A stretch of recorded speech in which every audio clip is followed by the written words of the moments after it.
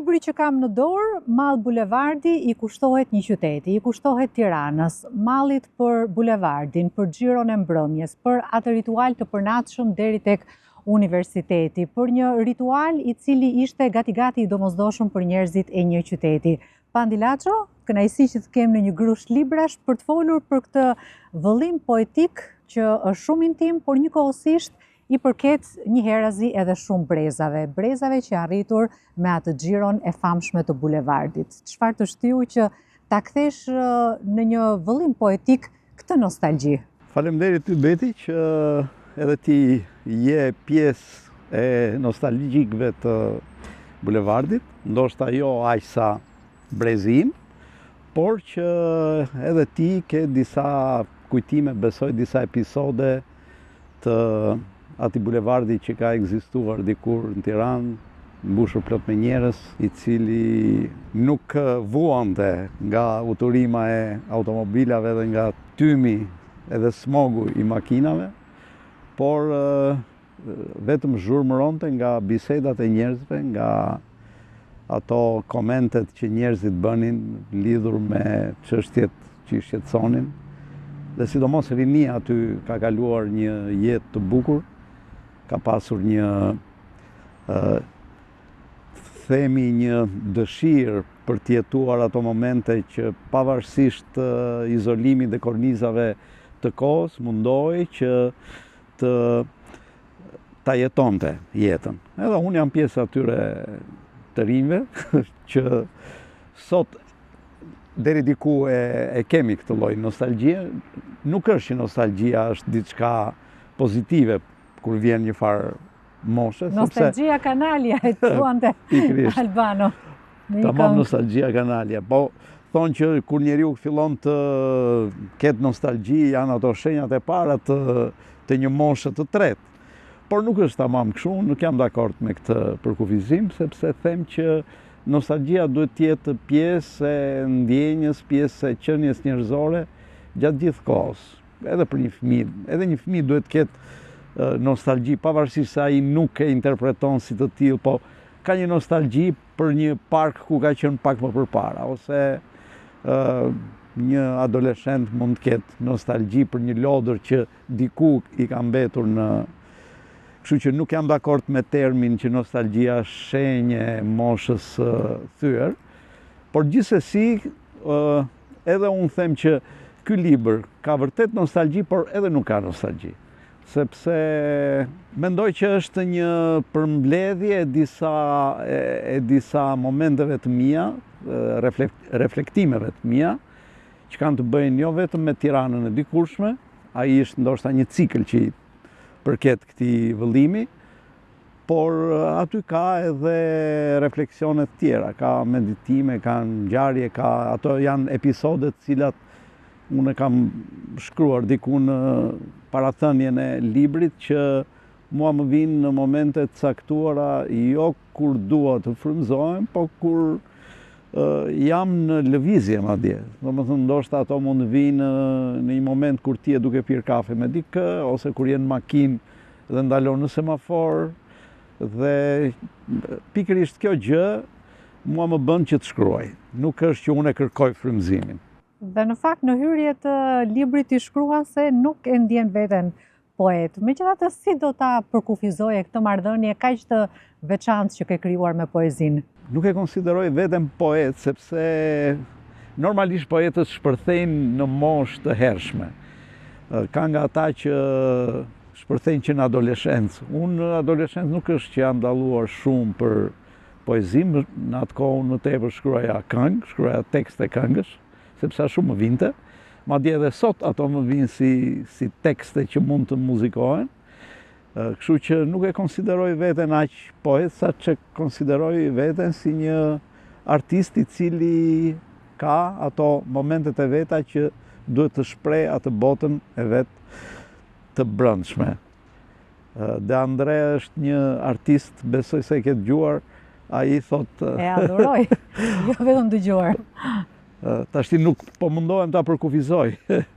Ai thotë që ata që janë që shkruajnë në moshë të vonë, o janë të dashuruar, do të vazhdojnë të jenë të dashuruar, ose janë ata fili di. Ti nuk e shkruar indikuar se ishe djali një shkrimtare? Jo, absolutisht. Jo, nuk kam shkruar, pavarësisht se jam ndikuar nga letërsia shumë, sepse isha i detyruar të lexoja. Ishte gati një detyrë shtëpie jashtë shkolle të lexuarit, sepse na i vinte babai si kusht, domethënë nëse doni të shkoni të luani, duhet patjetër që të mbarosh këtë libër brenda kësaj kohe. Kështu që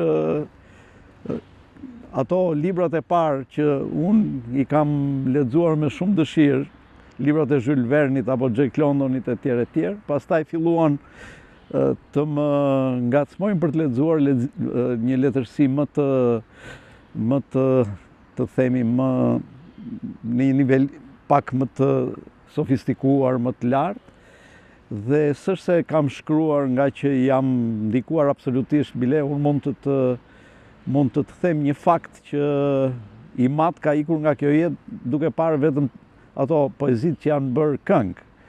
Nuk ka jetuar botimin asnjë libri tim, domethënë. As të romanit, as të vëllimit me poezi. E ke fjalën për romanin Kurvid, që po. E ke shkruar gjatë periudhës së Covidit. Po. Për të rikthyer sërish nostalgjisë ose mallit të bulevardit, fola pak për atë ritualin që përfundonte tek universiteti, po që niste tek Kali Skënderbeut, niste ke galeria, tek Ish Hotel Dajti, dhe ishte një ritual ku konsumoheshin miqësitë, dashuritë, bisedat e një qyteti edhe të njerëzve. Sot nuk është më vetëm ajo Tiranë, po mungon dhe ai indi i butë njerëzor. Do ka disa dimensione që mungojnë. Ajo xhiroja në fakt fillonte ke Hotel Peza, që aty. Edhe më lart. Kalonte përmes sheshit Skënderbej, dhe pastaj kanë qenë të grupet e të rinjve të cilët rinin të fiksuar në për vendet ndryshme. Nga njëherë kishte nga ata që spostoheshin, si pas shoqërive që ishin. Kishte prej tyre që rinin të kafe Gjirokastra, quaj bordura e sheshit Skënderbej, aty rrotull monumentit të Skënderbeut. Ajo quaj kafe Gjirokastra. Kishte nga ata që rinin të rruga e Durrësit, ke fillimi, dhe aty quaj Derri. Zakonisht aty ishte edhe një pikë ku vjeshin shumë bastet e futbollit, dhe konsumoheshin më shumë këto lloj bisedash. Pastaj kishte nga ata që rinin tek bordura Karshidajtit. Unë kam qenë përgjithsisht bashkë me shokët e mi të gjimnazit, kam ndënjur tek bordura Karshidajtit. Ose pastaj spostoheshin tek urat, tamam tek ura e madhe, e kështu me radhë, derisa ishte edhe një grup që vendoseshin tek shkallët e universitetit dhe ata ishin një grup tjetër. Po ti e the bukur, domethënë aty konsumoheshin biseda, konsumoheshin dashuritë e para, domethënë aty konsumoheshin ato vështrimet, shkëmbeheshin vështrimet mes të rinjve, por ka pasur nga ata personazhe të cilët dilnin për ditë. Ndoshta unë s'kam qenë nga ata që dilnin për ditë, por kishte nga ata që dilnin për ditë dhe kur mungonin një ditë thoshin pse s'ka dalë ai. Bile kishte nga ata që quheshin, ai thoshin është Chelsea Xhiros, thoshin sepse ai e hapte Xhiron dhe mbyllte Xhiron. Ka pas nga këta lloj personazhesh që etiketoheshin si të tillë, domethënë që iknin në fund fare, domethënë gati kur mbyllej Xhiroja diku nga ora 10 e natës. Pandi jo vetëm i përket brezit të bulevardit, por edhe brezit që falej tek italishtja, tek këngëtarët e saj, përmendet De André, ndërsa poezinë e parë e frymzuar nga Lucio Dalla. Caro amico ti scrivo. Po, ai është, domethënë, poezia e parë që hap vëllimin është pikërisht kjo, i dashur mik, në mos gaboj. Dhe është një urim, edhe ajo ka në fakt një lloj nostalgjie, sepse ajo letra që unë i dërgoj një miku i cili është imagjinar, por dhe nuk është imagjinar, sepse të gjithë kemi shumë miq të cilët sot janë në botë dhe që ndjejmë mungesën e tyre, dhe ajo poezi pikërisht ka një lloj reflektimi se si ka ndryshuar bota sot. Domethënë sot ti e përshëndet në mënyrë gati mekanike një të afërm ose një shok, domethënë me një mesazh i cili del në ekranin e telefonit celular. Por dikur ajo përshëndetja që ti dërgoje një miku ka pas një përkushtim, një dedikim. Ti patjetër do të shkoje tek kioska e kartolinave, do të shkoje aty dhe do të gjeje kartolinën që i përshtatej atij shoku ose atij miku. Do të shkoje pastaj në post, do të merrje atë pullën që nëse do të ishte urbane, ishte 1 lekë gjysmë, nëse do të ishte më larg, ishte më e shtrenjtë. E kështu me radhë, domethënë edhe ajo shkruara mbrapa në kartolinë ka qenë një përkushtim sepse ti gjithsesi kanë pas një lloj skematizmi, sepse ti nuk mund të shkruaje gjëra jashtë kornizave, por mundoheshe të gjeje për çdo një specifik dhe një urim shumë të veçantë. Dhe sot ndoshta njerëzimi e ka humbur pikërisht këtë lloj përkushtimi që ne duhet kemi ndaj njeriu, ndaj të afërmve ose ndaj dikujt që na lidh ndjenja, nuk na lidh ndoshta ajo gjëja, ajo marrëdhënia e interesit dhe politesa e zakonshme, si më thonë. Andi, unë kam zgjedhur njërin prej tyre për të lexuar dhe titullohet Ky qytet. Ky qytet pa yje që rrinë e vështrojnë, me yje që masturbohen me dritë ekranesh. Ky qytet pa këngë liçeni, kolon zanore, me uturim betonieresh, tallavame i hanesh. Ky qytet me ngastra qielli të përdhunuara, me fasada kulla shepshore. Ky qytet që edhe gjakun ja dërguan në një bank offshore.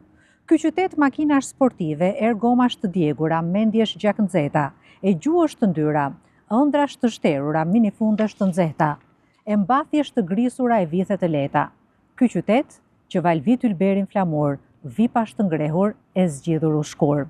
Ky qytet me malin që dikur gati e prekja nga balkoni, në çdo skaj horizontin syt ma kërkojnë. Ky qytet prej parash presuar në blloqe betoni, që ajrin e diellin ma mohojnë. Ky qytet gjithmonë më pak bari jeshil, emblem hieshie, gjithmonë më shumë arom bari, frym kalpsie.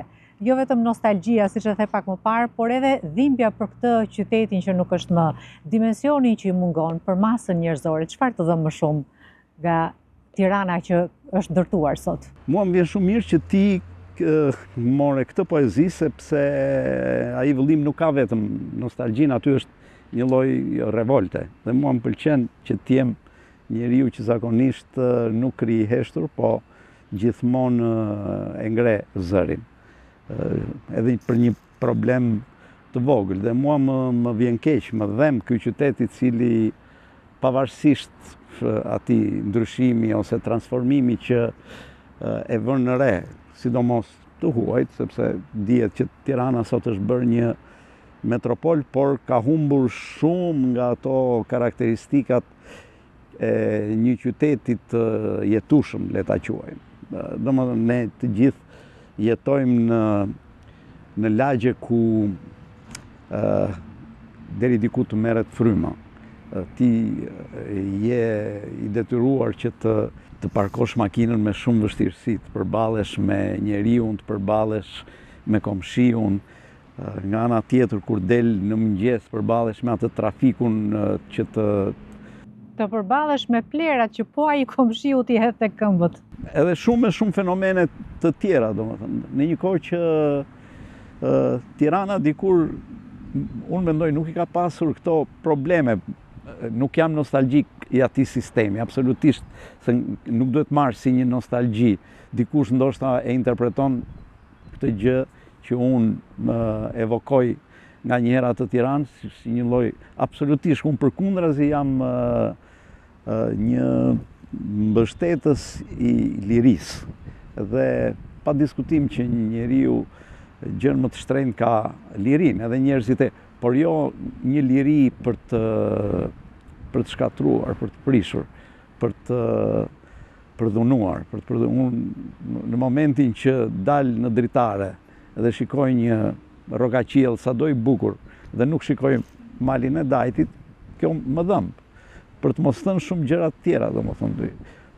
Dhe në këtë dhimbje ku ngjizet dashur pa dashur dhe edhe revolta, poezia ndoshta që e mishëron më së miri është pikërisht Tirana. Tirana ku ti thua ndodh ajo përplasja mes këtij luksit të shfrenuar dhe asaj që na vret syt çdo ditë. Tirana ku mishërohet edhe banaliteti, edhe e keqja, edhe gjithë ky betonizim i saj.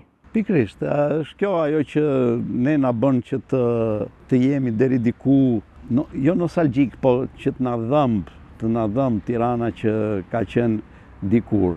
Sepse duke humbur këto, le të themi këto pejsazhe, unë mendoj që humbasin edhe ndjesitë njerëzore, sepse njeriu mendon sikur do jetoj mijëra vjet. Po ne jemi pjesë e këtij qyteti dhe duhet mendojmë që atë pakjet që kemi, ta kemi cilësore, ta kemi dhe jo në një luks të shfrenuar, sepse asgjë nuk është që merret me vete. Tani te kjo poezia Tirana nuk shfaqet vetëm toponimet e asaj kohe, ose bulevardi, ose zogu i zi, ose shumë sheshe të ndryshme, por edhe është Tirana e emrave dhe personazheve që sot janë harruar, dhe ti përmend Cenin, Fitnetin, Gimfagun, Përnaskën. Sa e rëndësishme... Edhe Dervish Hatixhen. Sa e rëndësishme është kjo galeri njerëzish? Ato janë idhujt e dikurshëm të Tiranës, janë njerëzit të cilët dikur frymëzonin breza. Janë personazhe të cilët nuk bënin pjesë në kategorinë e personazheve, të themi, të injektuar ose të rritur me famën falso të një medje apo të rrjeteve sociale. Ata ishin vërtet ikona të Tiranës, të cilët kanë lënë gjurmë, kanë dhënë një kontribut të jashtëzakonshëm në jetën e qytetit. Duke filluar që nga doktor Ceni, që kurse ka njohur, deri tek figurat sportive apo deri tek figurat e artit dhe të muzikës e tjerë të cilët kanë shoqëruar jetën tonë. Çdo qytet i ka pasur këto, jo vetëm Tirana, i ka pasur edhe Shkodra, i ka pasur edhe Korça, i ka pasur edhe Vlora, pa diskutim. Dhe vërtet që këto personazhe që sot nuk jetojnë më, ose që porallohen dita ditës, janë pikërisht ata të cilët kanë lënë gjurmë edhe në formimin tonë, sepse jemi rritur me imazhin apo me figurat vërteta, jo me idhuj të rrem, ta quajmë kështu. Unë dua që të më lexosh një pjesë, megjithëse është një poezi e gjatë, pikërisht nga Tirana. Unë s'është se jam në një... Por po mundohem ta lexoj bukur. Besoj se autori e lexon gjithmonë bukur. Tirana që ndahej më dysh, e vjetra dhe e reja. Tirana që rreh të fshe rrudhat e thinjat, po si bën fajde, as Dervish Hatixheja. Tirana e Xhiros, që bënte dashuri në bulevardin e saj. Tirana që luksi e ka zhytur në mëkate dhe faj. Tirana, me rrugën e Durrësit, Kavajës, Dibrës dhe Elbasanit, arterjet e një zemre të etur. Tirana, me 10 stente bypasse që ende mbahet, s'ka vdekur. Tirana me mushkri atleti, ndonse konsumonte Partizani e DS. Tirana me balkonin e Dajtit, me smogut, nuk arrin të shquash asgjë. Tirana e shalvareve, zogut, të zi e qerpiçit. Tirana e kullave të oligarkëve, mbirë në mes të hiçit. Tirana që kinse flinte mbas lajmeve të dhjetës, mbante frymën me sy në perëndim. Tirana që nën efektin e kokainës zhgapërehet, as ëndra e as gjim. Tirana e Përnaskës, doktori është Tidibra, që luante me Tiranën. Gimfagut, e derbit dhe skuadrës së Tiranës. Tirana e lupenëve dhe turistëve të Momës. Tirana e Broadwayt dhe e Cenit që të bënte dermon. Shkrehet obeze, krahthyme, me eshtra, soleta beton. Tirana e këngëve të liqenit dhe fitnetit, Tirana e klubeve të Tallavas dhe merimangave të internetit. Qytetit gjithve, tiransve, mysafirve, Tirana e dëshiruar, Tirana e sfilitur, sot e tradhtuar. Të falenderoj për recitimin. Pandi, kush do ta marrë në dorë këtë libër, do të shohë se aty ndërthuret fotografia me poezinë. Përse ke vendosur që këto dy forma arti të komunikojnë në këtë libër? Edhe jam fotografi tuat.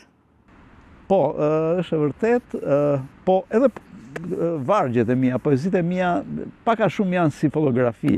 Bile Rita Petro, që ka botuar librin, thotë që është një poezi urbane, janë si foto.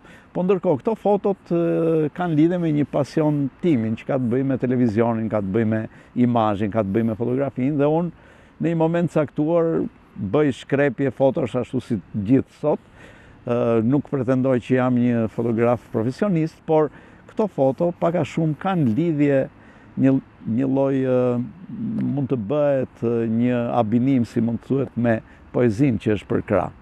Dhe aty mund të gjenë, si të thuash, edhe ato pikat e bukura të poezisë,